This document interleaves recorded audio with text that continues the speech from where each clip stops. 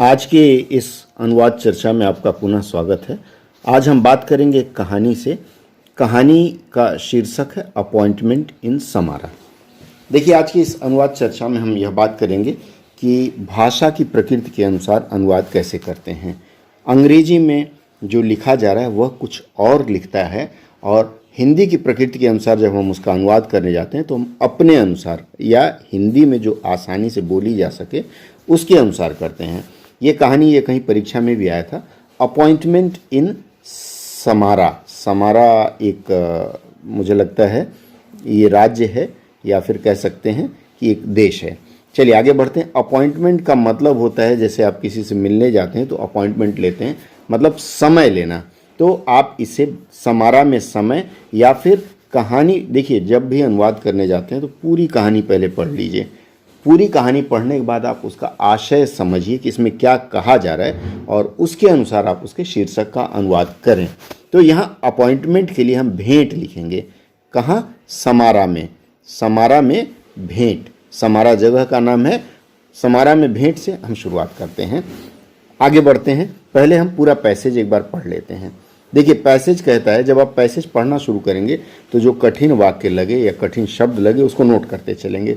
There was a merchant in Baghdad who sent his servant to market to buy provisions. Provisions का मतलब क्या होता है? Provision का मतलब होता है कि घर के सामान, राशन के सामान कह लीजिए, या फिर अनाज या सब कुछ मिला करके provision. And in a little while, little while का मतलब थोड़ी देर में, the servant came back white and trembling. ये फ्रेज की तरह इसका प्रयोग कर सकते हैं। white का मतलब सफ़ेद और ट्रेम्बलिंग का मतलब कांपता हुआ। हमारे हिंदी में प्रकृति है सफ़ेद नहीं लिख करके हम लिखते हैं, एक तो खून सूख जाना लिख सकते हैं, दूसरा पीला पड़ा हुआ। दोनों में से कोई एक कर सकते हैं। खून सूख जाना मतलब सफ़ेद हो जाना, और पीला पड़ना, दोनों में से कोई प्रयोग कर सकते हैं। And said, master. देखिए, मास्टर टीचर के लिए भी लोग प्रयोग करते हैं, जो सिखाता है, प्रशिक्षक होता है, जो गुरु होता है। यहाँ मास्टर उसने मालिक के लिए किया हुआ है, चूँकि नौकर है तो वो मालिक कहेगा। Just now when I was in the market place, बाजार हो जाएगा। I was जॉसल। जॉसल जो शब्द है JOSTLE, जॉसल जो शब्द है यह है नाउन, और इसमें ED लगा करके क्या हो जाएगा? वर्ब के रूप में यहाँ प्रयोग किया गया, क्योंकि उसके बाद बाई का प्रयोग किया गया। Jostle by a women in the crowd. ये जॉसल का मतलब होता है धक्का देना। ठीक है, आगे बढ़ते हैं। I was jostled by a woman, and when I turned, I saw it was death that had jostled me. Death का मतलब आप समझते हैं, बताने की जरूरत नहीं है। She looked at me and made a threatening gesture. Gesture का मतलब अदा कहते हैं ना उर्दू में। थ्रेटनिंग का मतलब धमकाते हुए, या उसने मुझे धमकी के अंदाज में देखा। यहाँ आप एक शब्द हिंदी का एक प्रयोग कर सकते हैं, उसने मुझे आंखें तरेर कर या फिर घूर कर देखा। ये घूर कर देखना भी थ्रेटनिंग गेस्चर में आ जाता है। Now lend me your horse. Lend का मतलब उधार देना, ध्यान रखिएगा। Lend me your horse and I will ride away from the city and avoid my fate. Ride away का मतलब भाग जाना या चला जाऊंगा। I will go to Samarra and there death will not find me. कहानी पूरी पढ़ देता हूँ, आपके समझ में आई, अच्छा भी लगेगा। आगे कहते हैं, the merchant lend him his horse and the servant mounted. देखिए, हॉर्स जहाँ रहता है ना, घोड़ा, वहाँ क्लाइम्ड नहीं लिखते हैं, माउंटेड का प्रयोग करते हैं। It and he dug his spurs in its flanks. ये भी आप इसको फ्रेज के रूप में प्रयोग कर सकते हैं। मतलब घोड़े का क्या करते हैं? एंड लगाना बोलते हैं ना। जैसे घोड़े पे जब बैठते हैं, रकाब कसी हो तो उसको पैर से ये करते हैं और खींचते हैं, लगाम खींचते हैं और भगाते हैं, तो एंड लगाना घोड़े के लिए प्रयोग करते हैं। And as fast as horse could gallop. घोड़ा जो है वो कूद कूद के चलता है, इसलिए गैलप बोला जाता है। ध्यान रखिएगा, हॉर्स के चाल को, घोड़े के चाल को गैलप कहते हैं। आगे बढ़ते हैं। Then the merchant went down to the market place and he saw death disguised. Disguised का मतलब वेश बदलना या फिर के वेश में, as a women standing in the crowd, and he came to her and said. देखिए, कॉमा, इन्वर्टेड कॉमा, इसके ऊपर फिर बताऊंगा। Why did you make a threatening gesture to my servant when you saw him in this morning. That was not a threatening gesture, the woman said.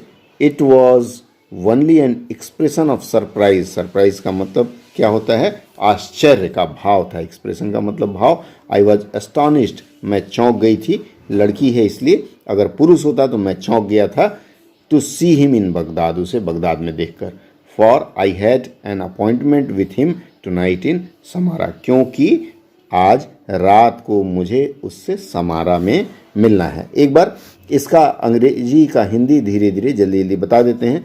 There was a merchant in Baghdad, मतलब Baghdad शहर में या Baghdad में एक merchant का मतलब व्यापारी था. Who sent his servant to market to buy provisions, जिसने अपने नौकर को बाजार से सामान लाने के लिए भेजा.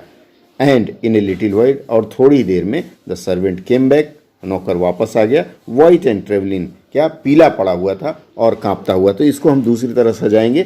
थोड़ी देर में नौकर पीला पड़ा हुआ था और कांपता हुआ वापस आ गया. एंड सेड, और कहा.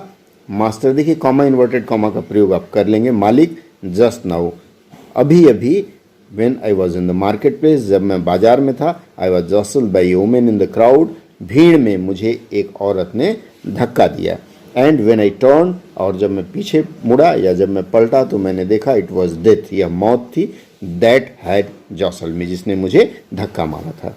She looked at me and made a threatening gesture, उसने मुझ पर नहीं लिख कर के मेरी ओर देखा. कैसे देखा? एंड मेड ए थ्रेट, इसको के लिए पूरा एक वाक्य कर देंगे. उसने मुझे घूर कर देखा.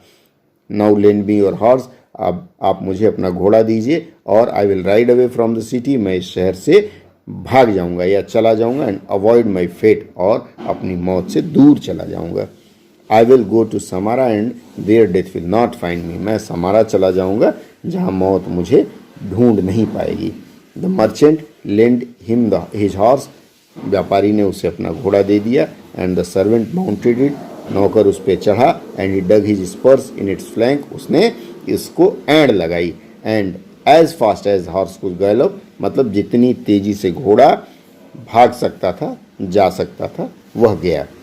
आगे बढ़ते हैं. Then the merchant went down to the market place, उसके बाद क्या हुआ?